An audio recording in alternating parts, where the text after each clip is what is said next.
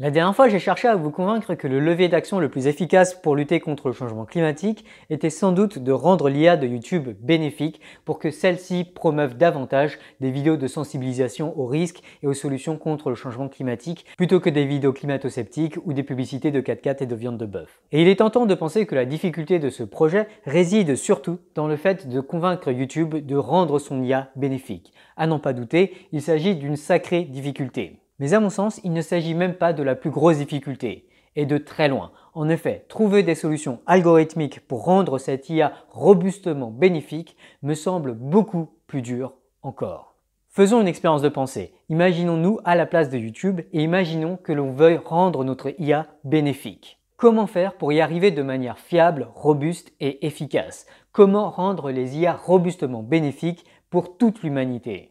Pour commencer, contrairement à ce qu'on pourrait croire naïvement, il ne suffit pas d'installer des boutons d'arrêt d'urgence pour stopper les IA qui ne seraient pas bénéfiques. En effet, même si on avait un tel bouton pour l'IA de YouTube, rien ne dit qu'un humain l'appuierait au bon moment, non seulement parce qu'il est très difficile de déterminer si l'IA de YouTube est globalement bénéfique ou non, mais aussi et surtout parce qu'arrêter soudainement l'IA de YouTube aurait certainement de nombreuses conséquences indésirables. De façon plus générale, quand une IA est performante, on a tendance à lui faire confiance et à s'appuyer davantage dessus, ce qui nous rend dépendants d'elle. Et là, je ne parle pas de science-fiction, je parle des nombreuses IA d'aujourd'hui, qu'elles soient utilisées pour améliorer l'expérience utilisateur des internautes, gérer les réseaux électriques en temps réel ou fluidifier les marchés financiers. Et ça risque d'être encore plus le cas dans le futur, notamment par exemple quand les voitures autonomes nous mèneront de A à B et que l'on s'endormira au volant. Le bouton d'arrêt d'urgence serait alors en aucun cas une garantie de sécurité. Mais il ne s'agit là que d'une difficulté parmi tant d'autres dans la tâche de rendre les IA bénéfiques. Une autre difficulté majeure est le fait que rendre cette IA bénéfique ne doit pas être trop contraignant pour l'IA elle-même. En effet, si on exige des IA qu'elles satisfassent tous les critères de tous les citoyens français, alors les IA risquent fort de se retrouver complètement paralysées et incapables de faire quoi que ce soit. De telles mesures risquent fort d'être rejetées d'emblée par les entreprises du numérique, et si jamais on arrivait à imposer de telles réglementations dans un territoire donné comme la France, il y a fort à parier que d'autres pays en compétition économique n'accepteraient pas d'imposer ces réglementations, ce qui rendrait les IA développées en France insignifiantes sur le long terme. Bref, quand il s'agit de rendre les IA bénéfiques, il est primordial de ne pas trop empiéter sur les performances des IA. D'une certaine manière, il faut piloter les IA sans les freiner. Une troisième difficulté majeure qui se pose quand on cherche à rendre les IA bénéfiques est une difficulté dont on a longuement parlé sur Science for All, à savoir la robustesse de ces IA non seulement à des attaques de malfaiteurs, mais aussi et surtout à des attaques des IA elles-mêmes. Et comme on l'a vu dans les épisodes 39 et 40, il s'agit là d'une difficulté majeure et non triviale à résoudre, qui ne concerne d'ailleurs pas que les IA que l'on cherche à rendre bénéfiques. Enfin, la quatrième et possiblement plus grande difficulté à laquelle on va devoir faire face, c'est que l'on sera quasi sûrement en profond désaccord sur les valeurs à programmer dans les IA. Des générations de philosophes ne semblent avoir fait qu'amplifier les divergences sur les bonnes approches à avoir de la philosophie morale, et même des intellectuels d'aujourd'hui se battent comme des hooligans sur les réseaux sociaux. Nous ne sommes pas d'accord sur les morales à programmer, et nous ne serons probablement jamais d'accord. Pourtant, si l'on en croit l'épisode précédent, il y a urgence à programmer des valeurs morales dans les IA d'aujourd'hui. Aussi bizarre que ça puisse sembler, il va nous falloir nous mettre d'accord sur quelles valeurs programmer, même si nous sommes en profond désaccord sur quelles valeurs programmer. Toutes ces difficultés font que rendre l'IA bénéfique est sans doute aujourd'hui l'un des plus grands défis que l'humanité n'ait jamais rencontré. Selon le philosophe Nick Bostrom, il s'agit même d'un défi digne des plus grands talents mathématiques de la prochaine génération. Sauf que, vu l'influence des IA d'aujourd'hui, j'ai bien peur qu'attendre la prochaine génération soit immoral. Si l'on prend au sérieux les épisodes 29 et 52, programmer les valeurs des IA est un problème auquel devraient s'atteler les talents mathématiques d'aujourd'hui. Et il y a quelques mois, après des années de réflexion, j'ai fini par prendre ces arguments au sérieux et j'en suis arrivé à la même conclusion. J'ai conclu qu'il était temps que je m'intéresse de très près à cette question. Et j'ai aussi été très déçu d'avoir le sentiment d'être presque seul à prendre cette question au sérieux. J'ai donc cherché à compiler toutes les informations pertinentes à la programmation des valeurs, à essayer d'être aussi clair que possible dans mes explications et à essayer de guider toute personne qui pourrait s'intéresser à la question pour qu'elle détermine comment elle peut contribuer au mieux au défi de la programmation des valeurs. Et ça m'a conduit à écrire cet article. Si le bien de l'humanité vous semble une question importante, je vous recommande très vivement de lire cet article, surtout si vous avez certaines aisances mathématiques. Mais même si les maths ce n'est pas trop votre truc, ce document contient énormément de réflexions très abordables et très contre-intuitives, ainsi que des suggestions de bonnes actions à prendre pour aider à rendre les IA bénéfiques sans avoir à contribuer à la recherche sur la programmation des valeurs. Vraiment, j'insiste encore dessus. Je pense que ce document est le truc le plus important que j'aurais écrit dans toute ma vie. Je pense ni plus ni moins que le futur de l'humanité est en jeu. Dans le reste de cette vidéo, je vais développer la partie technique de cet article. L'idée n'est pas de résoudre directement la programmation des valeurs, qui me semble bien trop compliquée pour être résolue en 20 pages. L'idée est de structurer notre réflexion et d'identifier les étapes clés pour rendre les IA robustement bénéfiques. Et par souci pédagogique, j'ai identifié 5 étapes incarnées par 5 personnages fictifs appelés Alice, Bob, Charlie, Dave et Erin. De façon grossière, Erin sera en charge de la collecte des données, Dave de l'inférence de l'état du monde à partir des données, Charlie de calculer les valeurs morales des différents états du monde, Bob de concevoir un circuit de la récompense qui donne à Alice les bons incentives, et Alice sera en charge d'entreprendre les actions pour améliorer l'état du monde. Alors ça peut paraître assez compliqué d'introduire tous ces personnages, mais il me semble en fait crucial de penser le problème dans toute son intégralité, plutôt que de chercher à avoir des solutions locales dont on a du mal à anticiper les conséquences globales. Arrêtons-nous d'abord sur Alice. Aujourd'hui, et probablement demain, les IA les plus performantes dans la prise de décision sont celles développées dans le cadre de l'apprentissage par renforcement ou reinforcement learning dont on a parlé dans l'épisode 36. Ces IA cherchent à maximiser des récompenses à venir qui leur seront données en fonction de l'état du monde futur. Voilà qui pose déjà de nombreux défis comme par exemple le dilemme exploration versus exploitation. Vaut-il mieux entreprendre des actions dont on est quasi sûr qu'elles seront bénéfiques ou vaut-il mieux tenter des expériences pour mieux comprendre les actions possibles et leurs conséquences et ainsi potentiellement déterminer des actions formidablement plus bénéfiques que celles que l'on connaît jusque-là?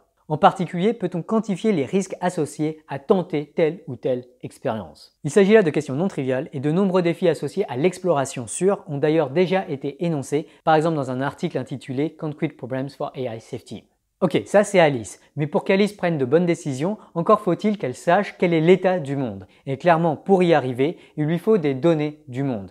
Alors de nos jours, par chance, il y a une quantité monumentale de données accessibles sur Internet. Et Alice pourra certainement exploiter ces données pour mieux comprendre le monde qui l'entoure. Cependant, sur Internet, il y a du bon et il y a aussi du moins bon. Dès lors, il sera important de disposer de données dont on peut certifier la fiabilité. Tel est le job d'Erin. Erin sera en charge non seulement de la collecte de données, mais aussi de la certification et de la traçabilité des données. Et il y a de bonnes chances que des technologies comme la blockchain soient d'une grande utilité pour y arriver. Ok, mais même étant donné des données fiables, déterminer l'état du monde à partir de ces données n'est pas une tâche facile. En effet, les données prélevées sont souvent des données faciles à prélever. Il faut donc s'attendre à ce qu'il y ait d'énormes biais de sélection dans la collecte des données. Ne pas tomber dans le piège de confondre corrélation et causalité est le job de Dave. Le job de Dave, c'est d'inférer les états du monde probables étant donné les données collectées. Et ça peut sembler être une tâche assez impossible. Mais pour un bayésien, ceci ne correspond en fait qu'à un simple calcul, à savoir celui de la formule de Bayes. Mais le problème, c'est bien sûr que la formule de Bayes est horriblement longue à calculer, y compris avec des machines. Il faut donc que Dave fasse des calculs approximativement bayésiens, à l'instar des métarégressions bayésiennes utilisées par l'OMS pour inférer les maladies les plus létales dans le monde, comme l'explique Risk Alpha dans cette vidéo. Le job de Dave soulève encore bien d'autres difficultés, mais passons-les sous silence pour l'heure. Imaginons que Dave a réussi à déterminer l'état du monde. Pour qu'Alice sache quoi faire, il lui faut connaître la désirabilité de tel ou tel état du monde. Tel est le job de Charlie. Charlie va devoir se doter de la faculté de donner un score à tel ou tel état du monde. Et si possible de faire en sorte que ces valeurs correspondent à des valeurs humaines. Ceci dit, il sera certainement souhaitable que ces valeurs ne soient pas directement des valeurs des humains d'aujourd'hui. Car les valeurs des humains d'aujourd'hui sont souvent très problématiques. Elles sont souvent bancales, infondées, incohérentes, lunatiques et mal informées. Elles sont souvent des convictions orphelines, c'est-à-dire des conséquences de modèles de pensée que ceux qui possèdent ces convictions ont pourtant eux-mêmes déjà rejetées depuis bien longtemps. Et je vous conseille vivement cette super vidéo de Julia Galef pour en savoir plus sur ce concept. En fait, si on devait faire un vote démocratique international aujourd'hui sur les valeurs à programmer, il y a fort à parier que la xénophobie et les préjugés racistes, sexistes ou homophobes dominent et que les questions environnementales soient négligées. Les valeurs des humains d'aujourd'hui semblent assez fallacieuses et du coup ça semble assez problématique de les implémenter directement. Et d'ailleurs, je parle des humains en général, mais je pourrais longuement parler de moi en particulier. Mes convictions morales n'ont cessé d'être bouleversées au cours des dernières années, si bien que je suis convaincu que si une IA suivait mes valeurs morales d'aujourd'hui, le moi dans un an serait terrifié par cette IA. En fait, je suis terrifié dès aujourd'hui à l'idée qu'une IA se conforme aux valeurs morales du moi d'aujourd'hui. Les valeurs morales d'une IA se doivent en un sens d'être meilleures que les valeurs des humains d'aujourd'hui. Dans l'article, je propose typiquement qu'elles correspondent davantage à ce qu'on voudrait vouloir qu'à ce que l'on veut. Mieux encore, il faudrait que ce soit ce qu'on voudrait vouloir si on réfléchissait bien mieux et si l'on était bien mieux informé. Bref, je propose les idées du moi++ et de la volition cohérente extrapolée dont on a parlé dans l'épisode 38. Et enfin, le dernier maillon de cette chaîne, le plus important, je pense, est Bob. Le rôle de Bob est de concevoir le circuit de la récompense d'Alice en cherchant notamment à garantir que le fait qu'Alice n'aura pas intérêt à hacker son circuit de la récompense. Il s'agit là d'une tâche extrêmement ardue à laquelle je n'ai pas de bonne solution. Mais intuitivement, Bob correspond à cette petite voix en nous qui prend du recul sur nos actions et cherche à nous guider vers ce qu'on voudrait vouloir plutôt que nous laisser céder à nos désirs passagers. Et comme on en a longuement parlé tout au long de l'axiome 14, Bob veille en particulier à mettre en place des nudges pour que même quand on agit sans réfléchir, on fasse néanmoins ce qu'on voudrait vouloir faire. Voilà qui résonne d'ailleurs pas mal avec le concept de moi PDG et de moi travailleur dont Julia Galef parle dans cette vidéo et dont j'ai déjà entendu CJP Grey parler dans l'un de ses podcasts. L'idée est que Bob est une sorte de moi PDG qui prend du recul et est capable de changer brutalement de direction dans le comportement du moi. Mais moi PDG est coûteux.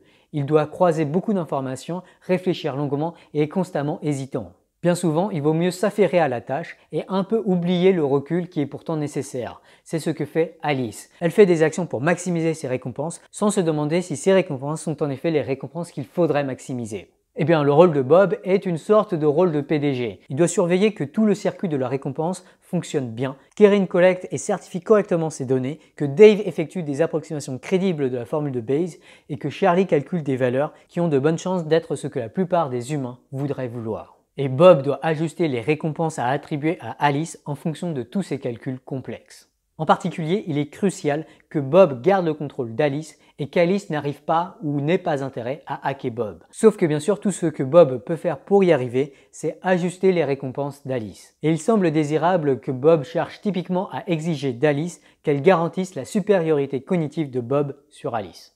Bref, si je récapitule donc, Erin doit collecter et certifier les données, Dave doit inférer les états probables du monde, Charlie doit déterminer des scores qu'on voudrait vouloir attribuer à ces différents états du monde, et Alice doit prendre des décisions qui sont conformes aux récompenses promises par Bob. Telle est l'architecture globale que je propose pour les IA que l'on cherchera à rendre robustement bénéfiques dans mon article. Et il me semble que penser selon cette architecture est utile. Mais je pense aussi fortement que cette architecture est en fait mauvaise, qu'elle est inadéquate et très incomplète. Après tout, je sais que je n'ai pas suffisamment réfléchi à ce problème. Et j'espère bien que les plus grands talents parmi vous corrigeront mes brouillons approximatifs de sorte à se rapprocher d'une solution robuste pour rendre les IA bénéfiques. Ce n'est qu'à cette condition que je me sentirai enfin rassuré quant au futur de l'humanité. La dernière fois, je vous ai parlé de changement climatique et notamment j'avais essayé d'insister sur le fait que si on pensait que c'était une urgence, une vraie urgence et que la vie de millions, de centaines de millions, peut-être même de milliards d'humains était vraiment en jeu, alors si on se donnait cet objectif, il me semble que la meilleure façon de l'atteindre et d'avoir un impact vraiment important, c'était de passer par une modification de l'algorithme de YouTube qui arrêterait de recommander les vidéos selon une logique de maximisation de la rétention des utilisateurs, mais qui chercherait également à inclure dans son objectif, par exemple la promotion de vidéos plus intelligentes, plus bienveillantes et qui faisaient davantage réfléchir. Et il y en a beaucoup parmi vous qui ne semblent pas avoir fait l'effort de faire cette expérience de pensée que je proposais dans la vidéo précédente, qui consiste vraiment à imaginer qu'il s'agit d'un problème vraiment urgent que le changement climatique. Et il y a eu énormément de commentaires suite à la vidéo précédente qui ne correspondaient pas à cette expérience de pensée et qui me reprochaient par exemple de mettre en avant mes valeurs politiques ou autres et qui laissaient du coup entendre que la vidéo précédente n'était que de l'idéologie et ne correspondait pas du tout à une question scientifique ou prédictive. En fait, il faut bien voir qu'une fois qu'on a fixé un objectif, une fois qu'on s'est vraiment dit tel est l'objectif que l'on se fixe. La question de comment atteindre cet objectif au mieux est une question qui devient alors une question de prédiction. C'est une question de déterminer quelles sont les actions qui conduiront aux meilleures conséquences, et ça c'est une question vraiment prédictive. Et du coup, si on prend juste cette question en compte, ce que je disais dans la vidéo précédente, c'est qu'il me semble vraiment que passer par l'algorithme de YouTube était la meilleure façon d'atteindre l'objectif qu'on s'était fixé. Alors bien sûr, si on n'accepte pas cette prémisse, l'importance du changement climatique, alors les conclusions de la vidéo précédente ne tiennent pas, et c'est parfaitement normal de ne pas accepter les conclusions de la vidéo précédente si on n'accepte pas les prémices. D'ailleurs, moi personnellement, je n'accepte pas ces prémices, en tout cas pas entièrement, puisque pour moi il y a d'autres choses qui sont importantes. Il n'y a pas que nous sauver du changement climatique. Par exemple, le fait que la plupart des humains aillent bien et vivent bien, quelque chose que je trouve également important et qui ne rentre pas dans le cadre de la vidéo précédente. L'intérêt de la vidéo précédente n'était pas de présenter une idéologie, mais d'essayer vraiment de se rendre compte qu'aujourd'hui, l'IA de YouTube est vraiment un truc déterminant qui va pouvoir avoir un effet global, potentiellement ultra bénéfique, et aujourd'hui, dans le monde actuel, qui a des conséquences qui sont ultra pas bénéfiques. En effet, si on garde l'IA de YouTube telle qu'elle est aujourd'hui, si elle continue à maximiser la rétention des utilisateurs, et idem sur Twitter, Facebook et ainsi de suite, comme l'explique très bien Tristan Harris, on va avoir des systèmes informatiques qui vont exploiter autant que possible les failles psychologiques des utilisateurs et notamment créer énormément d'addictions chez les utilisateurs en promouvant les sujets qui sont les plus viraux, à savoir les sujets qui causent notamment beaucoup de colère et d'énervement, d'indignation et ainsi de suite. Donc il y a eu énormément de commentaires très énervés suite à la vidéo précédente, que ce soit sur YouTube ou sur Twitter, avec des messages dont la forme était énormément pleine de sarcasme, d'exagération, voire de l'insulte également. Faut bien voir qu'il s'agit d'un sujet un petit peu politisé, donc forcément on a un petit peu tous envie de prendre la parole et de dire ce qu'on pense, et on a tendance aussi à être pas mal en excès de confiance, c'est-à-dire à penser que nous on a raison et que tout le reste a tort. Et c'est justement là qu'il faut faire super attention à éviter un maximum le sarcasme, l'exagération, le manque de charité interprétative. C'est justement là qu'il faut vraiment faire gaffe à essayer de bien débattre, et malheureusement c'est quelque chose qui ne transpire pas, on va dire, dans les commentaires de la vidéo précédente. Et du coup, quand on lit des commentaires comme ça, il est très tentant de penser que du coup la plupart des gens sont contre la vidéo, et c'est très important de se rendre compte qu'il y a un énorme biais de sélection, tout simplement parce que les gens qui commentent sont des personnes qui sont beaucoup plus énervées, et du coup que les commentaires de la vidéo précédente reflètent un niveau d'énervement qui n'est pas représentatif de la plupart des viewers. Alors c'est pour ça que d'habitude j'ai tendance à supprimer les commentaires qui sont agressifs comme ça. Bon, là je dois dire que la vidéo précédente c'est parti tellement vite, et en plus lundi soir j'étais occupé, du coup c'est monté très très vite, et du coup j'avais pas le courage de me plonger dans les commentaires et de supprimer les commentaires dont la forme était très problématique. Mais ce qui est intéressant de voir, c'est de regarder les sondages que du coup j'ai proposés, à la fois sur YouTube et sur Twitter, où voilà, il y a eu des centaines de réponses, peut-être même des milliers sur Twitter. Et en tout cas, d'après ces sondages, en fait, la majorité des gens qui me suivent, en tout cas qui ont répondu à ce sondage, en fait, semblent assez d'accord avec l'idée que rendre l'IA de YouTube bénéfique est finalement quelque chose d'assez souhaitable. Donc c'est important que cette voix qui n'est pas amplifiée dans les commentaires soit tout de même écoutée, et qu'on prenne soin de ne pas juste écouter les personnes qui sont les plus loquaces et les plus virulentes, notamment sur les réseaux sociaux. Donc voilà, quand vous critiquez les idées de la vidéo, bon, d'abord critiquez bien les idées de la vidéo et pas la conclusion de la vidéo. Hein. L'argument est beaucoup plus important que la conclusion de la vidéo précédente.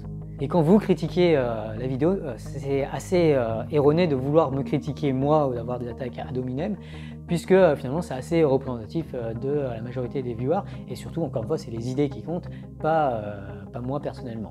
Typiquement, un bon commentaire, le commentaire de RealTardD, qui exprime son désaccord, mais le fait de façon très très polie et très claire, qui donne envie d'être lu tout simplement, et qui fait davantage mieux poser le débat et plus réfléchir, puisque dans ce commentaire, RealTard notamment identifie vraiment le point clé de l'argument de la vidéo précédente, qui est vraiment cette opposition entre l'approche déontologique et l'approche conséquentialiste, de dire à quel point les conséquences importent, ou est-ce qu'il faut absolument conserver des principes déontologiques importants.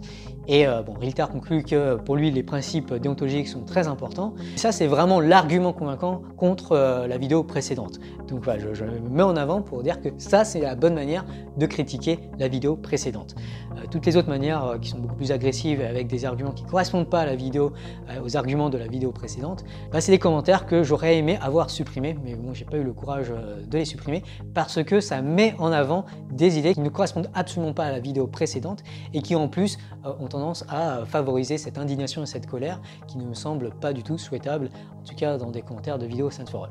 Enfin, à l'instar de Thomas Martin, il y a énormément de réflexions sur même si on avait cette IA robustement bénéfique, est-ce que YouTube implémenterait cette IA? Est-ce qu'il serait possible de convaincre YouTube d'implémenter cette IA? Il s'agit d'une question extrêmement difficile et en gros, je vais répondre, je ne sais pas, mais il me semble pas improbable qu'ils finissent par l'accepter. Il y a pas mal de mouvements chez Google pour essayer de rendre l'IA bénéfique, notamment des déclarations du PDG, des publications de Google DeepMind ou encore le refus des ingénieurs de Google de travailler sur des armes autonomes. Donc les gens qui travaillent à Google ne sont pas des monstres fous complètement emprisonnés des incentives parce que finalement Google est une entreprise en situation de monopole et une situation de monopole ça pose évidemment énormément de problèmes mais ça a également l'avantage qu'il y a moins de compétition et qu'il y a du coup plus de marge de manœuvre notamment pour des considérations notamment éthiques. Le gros problème c'est que c'est très compliqué d'aller voir Google et leur dire il faut rendre vos IA bénéfiques si on ne propose pas de façon d'y arriver. Sachant que le problème est très difficile en tant que tel, moi personnellement, je n'ai pas confiance en les ingénieurs de Google et de YouTube, et même les chercheurs de Google et de YouTube, pour y arriver. Je pense que c'est un problème qui est très difficile, et il faut vraiment des années de recherche de très haut niveau par des top chercheurs de tous les domaines, parce que c'est une question également très interdisciplinaire, pour pouvoir en arriver à concevoir une IA robustement bénéfique. Et du coup, tant qu'on n'a pas de bonne solution pour rendre les IA robustement bénéfiques, il me semble assez illusoire d'espérer que YouTube les implémente. C'est pour ça que je pense qu'aujourd'hui, la priorité, si vous voulez faire du bien pour l'humanité, c'est vraiment de travailler sur rendre les IA robustement bénéfiques. Et pour cela, il est indispensable de comprendre au moins quelques rudiments de l'intelligence artificielle, mais pas que. C'est un sujet extrêmement interdisciplinaire et je pense que beaucoup de gens qui ne viennent pas du monde de l'intelligence artificielle peuvent grandement contribuer à rendre les IA plus bénéfiques. Pour ça, il y a pas mal de réflexions autour de problèmes économiques, de problèmes psychologiques ou encore des problèmes sociologiques. Et puis bien sûr, il y a toute la partie mathématique qui est également très importante à bien se consolider, ainsi que beaucoup de programmation et de tests qui vont être nécessaires. Bref, c'est un énorme chantier. Et le gros problème aujourd'hui, c'est que c'est un chantier sur lequel personne ne travaille, virtuellement personne ne travaille. Il y a dans le monde moins de 100 personnes qui travaillent sur ce problème et je dirais même beaucoup moins que 100 personnes qui me semblent vraiment attaquer le problème tel qu'il devrait être attaqué. Donc je pense qu'il y a besoin de beaucoup plus de gens qui s'intéressent à toutes ces questions. L'un des très gros problèmes, c'est que ce champ de recherche, rendre l'IA bénéfique, est quelque chose qui manque de respectabilité, c'est-à-dire qu'aujourd'hui, beaucoup de gens se complaisent à moquer les efforts à rendre l'IA bénéfique. Du coup, comme le domaine est très moqué, il n'attire absolument pas ni les financements, ni les talents mathématiques et autres. Et du coup, on est vraiment dans une impasse aujourd'hui où le truc qui me semble ultra prioritaire est quelque chose qui me semble également complètement négligé. Bref, rendre l'IA bénéfique, ça me semble en fait aujourd'hui être vraiment la priorité numéro 1 et c'est un défi extrêmement difficile qui va demander énormément de financement et de réflexion posée, réfléchie et énormément de travail collaboratif par énormément de talents avec des backgrounds différents. Hey, j'espère que vous avez aimé cette vidéo, que ça va vous faire beaucoup réfléchir. En fait, vraiment, le truc, la conclusion un peu de cette vidéo, c'est que si vous voulez faire une bonne action, s'il vous plaît, allez lire l'article que j'ai écrit. Ça va vous faire normalement beaucoup cogiter et changer beaucoup de choses par rapport à la manière dont vous pensez le monde qui nous entoure. Et surtout, si vous avez les capacités mathématiques pour y arriver, vraiment allez voir cet article, s'il vous plaît, réfléchissez à ces problèmes. Ça me semble vraiment urgent aujourd'hui. Par ailleurs, j'ai deux nouvelles, une bonne nouvelle et une mauvaise nouvelle. Donc la bonne nouvelle, c'est que mon article, en fait une autre version de cet article que j'ai travaillé pour un workshop, a été accepté à un workshop à AAAI, qui est une des grandes conférences en intelligence artificielle. Donc je vais pouvoir parler de ça à d'autres personnes intéressées par ce sujet. Je suis très excité à cette idée et j'espère que ça va donner beaucoup de réflexions intéressantes pour améliorer ce papier et faire en sorte que ces idées de rendre l'IA bénéfique soient rendues plus claires et plus convaincantes et soit aussi plus pertinente. Mais cette bonne nouvelle vient également avec une mauvaise nouvelle puisque la conférence a lieu à Hawaï, fin janvier. Du coup, je vais être obligé d'aller à Hawaï et comme il y a beaucoup de décalage horaire, je pense que je vais y aller 3 semaines avant pour me préparer pour la conférence. Et la conséquence de tout ça, c'est que du coup, en janvier, il risque de pas trop y avoir de vidéos sur Science4All. Mais il reste encore un dernier épisode de cette série sur l'intelligence artificielle, qui exceptionnellement sortira non pas lundi prochain, mais mercredi 19, parce qu'une petite surprise, donc vous verrez mercredi 19, et ça parlera de l'IA de niveau humain, notamment la probabilité qui semble non négligeable d'une IA de niveau humain dans un futur pas si éloigné. Si vous avez aimé cette vidéo, pensez à la liker, à la commenter, à la partager, pensez à vous abonner pour ne pas perdre les futurs épisodes. Merci aux tipeurs pour leur don, et j'espère que vous serez là la prochaine fois. Une fois qu'on a ces données, on peut créer des algorithmes qui me connaîtront mieux que je ne me connais moi-même. Et au final, c'est pas vraiment très compliqué car les êtres humains sont vraiment nuls à savoir qui ils sont.